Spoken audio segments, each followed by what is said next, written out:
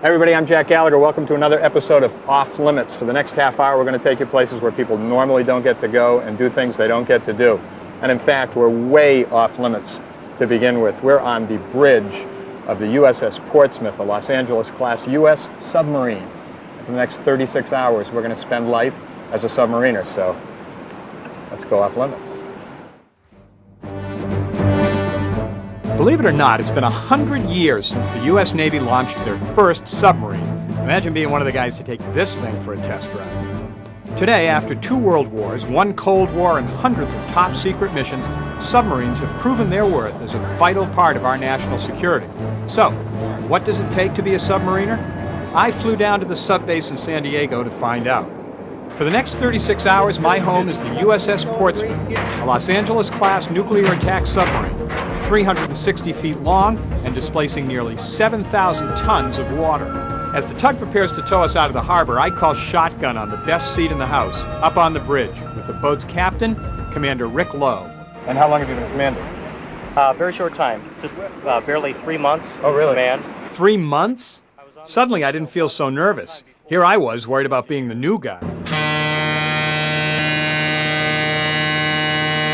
We're on the bridge with 6 other guys and we're really crowded. Now usually when we do these we bring a couple of big cameras with us, but this time we could only bring one, so I brought my own. And I'm going to be kind of chronicling things myself as we go along. Let me give you a look here. There's Rich Enos, our camera guy with the full-size camera. All right, so it's a little overexposed. I never said I was a professional cameraman. Anyway, once we're clear of the harbor, the captain gave the order to cast off the tow lines. Suddenly, it's just me, 141 crew members, and a whole lot of water. Now, how fast are we going at this point?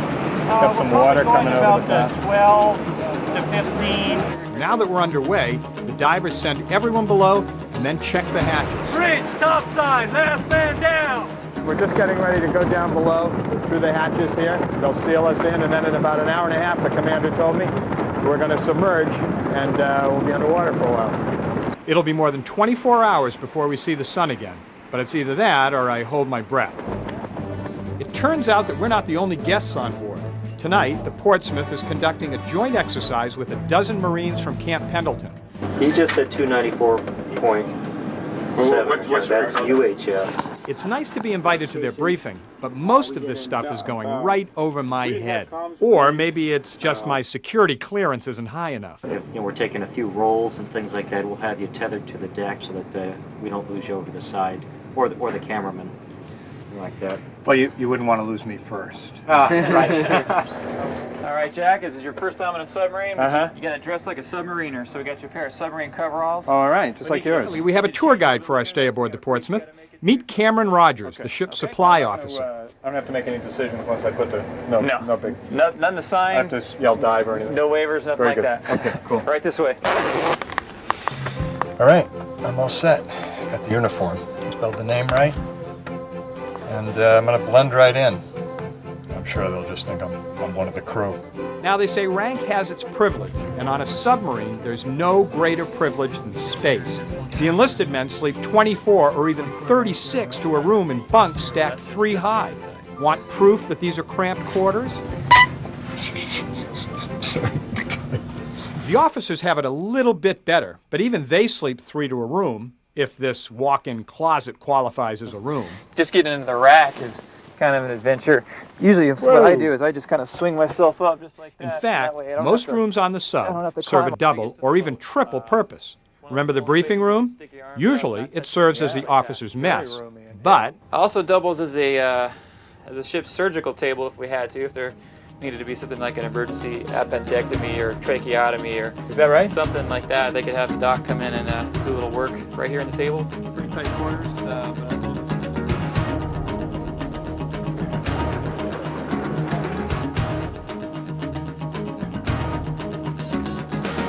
suddenly, there we were in the heart of the submarine. Dive, make it up to 600 feet.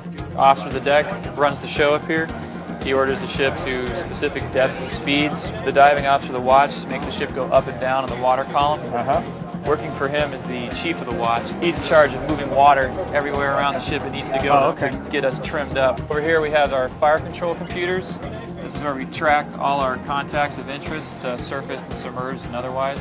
This is where we fire our weapons from, our Tomahawk cruise missiles and our advanced capability torpedoes. Are all fired from here.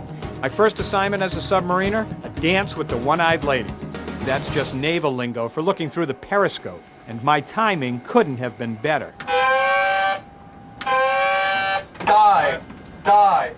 You! Oh! Once it's underwater, the Portsmouth is essentially flying blind. So, it's up to the crew in the sonar shack to keep track of our surroundings. So all these lines on the screen are actually things that he's hearing? Right. Their ears are so sensitive they can actually identify the type of ship just from the sound its engine makes in the water. What do you think he's looking at here and listening Well, to? this is a merchant. We've been cutting this guy for over an hour and a half now. We could say he's got so many shafts, so many blades on each propeller. Really? With the sonar guys and navigators keeping tabs on our position, Commander Lowe is ready to show me what this baby can do. Gallagher, you want to see 20 degrees?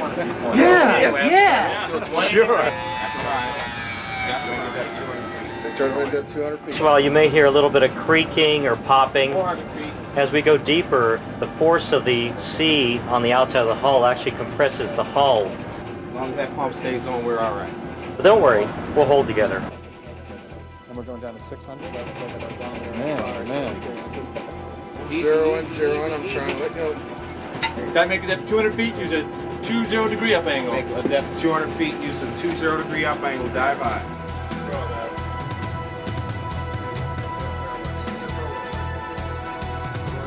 Once the ship leveled out and my stomach had settled, the captain asked me if I'd like to take the reins.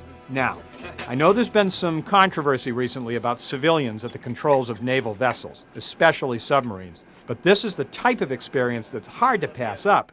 Besides, I've got about 10 guys watching my every move, and one of them seems to be getting a little fresh. We're ready whenever you're Are you nervous? Me? Yes.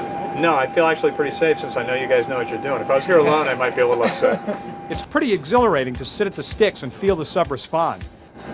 He's not 300 feet. Sign him up. Now I'm really itching to see what else the boat can do. And since this is an attack sub, that means heading down to the torpedo room. All right, this is the war room. This is what it's all about here, fighting this ship. We fire our Tomahawk cruise missiles and Mark 48 advanced capability torpedoes from this weapon. What's this? This is an ADCAP, advanced capability torpedo. Now, the Navy had told us we'd be given carte blanche on the Portsmouth, so I was a little disappointed when I couldn't fire a torpedo. Apparently they're real expensive or something, I don't know. So instead, I got to fire a water slug, basically just filling up the tube with water and then shooting it out at extreme pressure. Shooting a water slug. Tube 4. 3, 2, 1.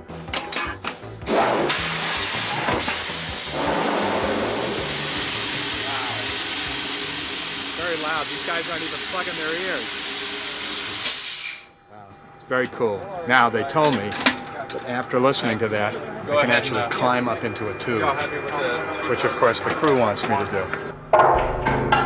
I'll be honest, I'm not real fond of tight squeezes, and the cramped quarters on the sub are already making me a little antsy. So, crawling down 25 feet of wet, narrow tube is really pushing my limits.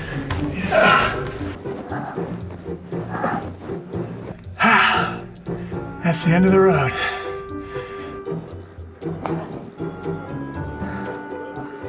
Man, I do not like small spaces. All this time, the Marines have been billeted down in the torpedo room, actually napping on empty torpedo racks. But it's time to wake up and start prepping for their mission.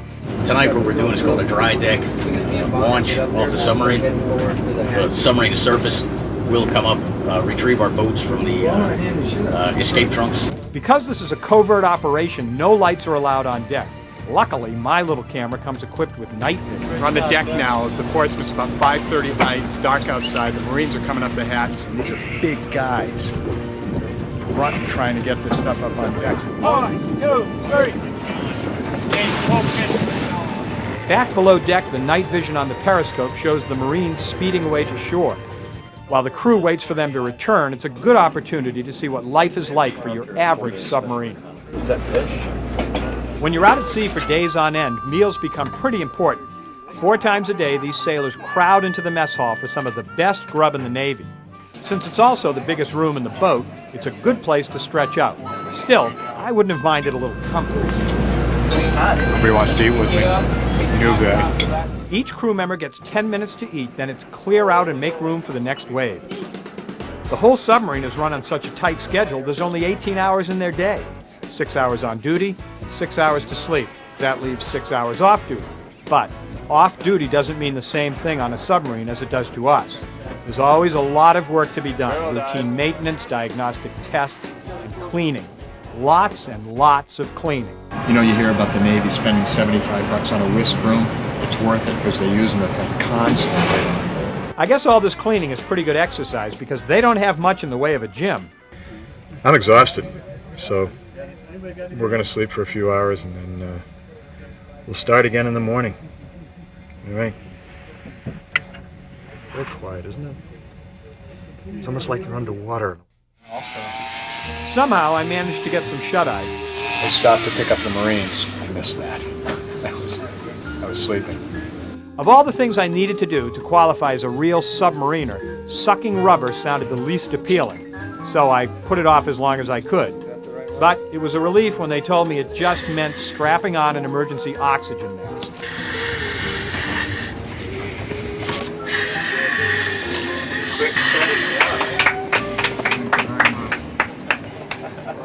What do you do if you start to slobber? As we make our way back to shore, I have a newfound admiration and respect for all the guys who volunteer for sub duty, because I have to tell you that 36 hours was more than enough time underwater for me. While I enjoyed my time on the Portsmouth and thanked the captain and crew for their hospitality, I'm thinking maybe something with a little more access to sunshine is the thing for me.